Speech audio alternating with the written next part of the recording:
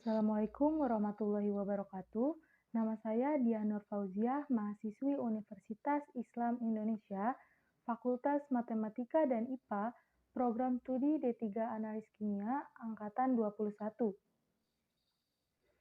Tujuan dibuatnya video ini yaitu untuk memenuhi ujian akhir semester mata kuliah Ulil Albab kelas C yang diampu oleh Bapak Burhanuddin.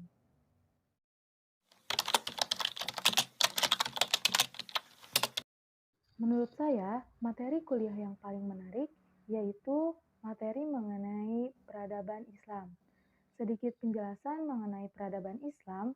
Jadi, peradaban Islam dibagi menjadi 3 periode. Yang pertama, periode klasik. Pada era ini adalah masa kemajuan, keemasan, dan kejayaan Islam. Periode ini dibagi menjadi fase ekspansi dan fase disintegrasi. Pada fase ekspansi, integrasi, dan pusat kemajuan, masa ini berlangsung pada tahun 650 hingga 1000 Masehi. Dengan daerah penyebaran Islam yang makin luas, mulai dari Afrika Utara sampai ke Spanyol di bumi bagian barat, Islam juga melalui Persia sampai ke India di bumi sebelah timur. Di masa inilah perkembangan ilmu pengetahuan, agama, bahasa, dan lain-lain mencapai puncaknya. Era ini juga menghasilkan ulama besar, misalnya Imam Malik, Imam Abu Hanifah, Imam Syafi'i, dan Imam Ibn Hambal dalam bidang fikih. Kemudian ada fase disintegrasi. Era pada kurun waktu 1000 hingga 1250 Masehi ini mulai mengalami kemunduran. Kekuasaan khalifah menurun hingga akhirnya Baghdad dirampas dan dihancurkan Hulaguhan pada tahun 1258 Masehi. Kemudian yang kedua ada periode pertengahan. Sama seperti sebelumnya, periode ini juga terbagi atas 2 fase. Umat Islam yang mengalami kemunduran mulai bangkit kembali melalui 3 kerajaan besar. Pada fase kemunduran, itu tahap ini berlangsung pada tahun 1250 hingga 1500 Masehi, dengan desentralisasi dan disintegrasi yang semakin menguat di masyarakat, perbedaan antara Sunni dan Syiah, serta Arab dan Persia semakin nyata. Dunia Islam terbagi menjadi Arab dan Persia. Bagian Arab yang terdiri dari Arabia, Irak, Suriah, Palestina, Mesir, dan Afrika Utara berpusat di Mesir. Sedangkan bagian Persia yang terdiri dari Balkan, Asia Kecil, Persia, dan Asia Tengah berpusat di Iran. Kemudian ada fase 3 kerajaan besar. Masa yang berlangsung pada tahun 1500 hingga 1700 Masehi dilanjutkan dengan fase kemunduran di tahun 1700 hingga 1800 Masehi. 3 kerajaan ini adalah Utsmani di Turki, Safawi di Persia, dan Mughal di India. Kejayaan Islam pada 3 kerajaan besar masih bisa kita saksikan hingga kini. Peninggalan tersebut bisa disaksikan dalam bentuk arsitek di Istanbul, Iran, dan Delhi. Kemudian yang terakhir, yang ketiga ada periode modern. Pada periode yang berlangsung mulai tahun 1800 Masehi hingga sekarang ini, umat Islam mulai mencari tahu penyebab kejatuhan Islam. Para pemimpin dan pemuka Islam memikirkan bagaimana meningkatkan mutu dan kekuatan umat Islam.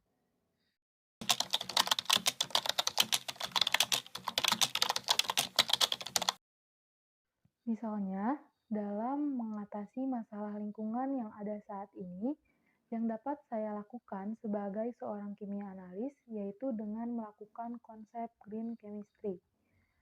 Konsep ini menegaskan tentang suatu metode berdasarkan pengurangan penggunaan dan pembuatan bahan kimia berbahaya yang mengancam kesehatan manusia dan lingkungan seperti toksisitas, perubahan iklim, dan penipisan sumber daya alam. Jadi, intinya, green chemistry ini menempatkan aspek lingkungan pada prioritas utama.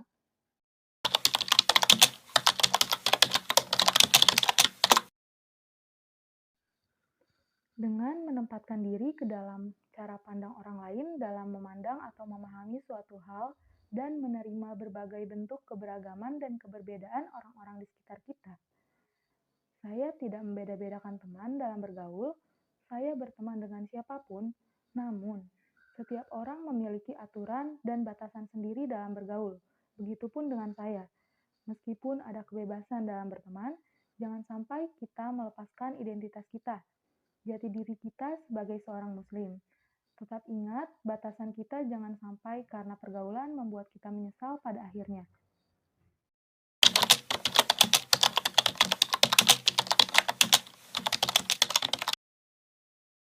Sebelum menerapkan prinsip kepemimpinan di masyarakat dan lingkungan kampus, kita harus bisa menjadi pemimpin dalam lingkup yang kecil, seperti menjadi pemimpin untuk diri sendiri.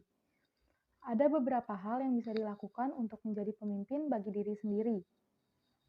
1. Meningkatkan self-awareness. Dengan menerapkan self-awareness, kita dapat mengontrol kegelisahan dan mengasah empati untuk diri sendiri dan orang lain.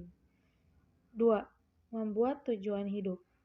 Dengan adanya tujuan hidup, walaupun kamu dalam kondisi sangat lelah, kamu tidak akan mudah menyerah dan memilih untuk terus berusaha. 3. Perjelas apa yang diperjuangkan. Supaya dapat menikmati setiap proses yang sedang diusahakan, kita bisa mencoba memperjelas hal apa yang sedang diperjuangkan. Evaluasi dan nilai kembali, apakah sudah efektif sesuatu yang sedang diperjuangkan saat ini? Memperjelas hal yang sedang diperjuangkan bisa membantu mempermudah menemukan langkah untuk mencapai tujuan. 4. Self-reward. Self-reward sebagai salah satu bentuk apresiasi dalam menghargai setiap kemajuan dalam diri kita setelah berusaha dan berproses.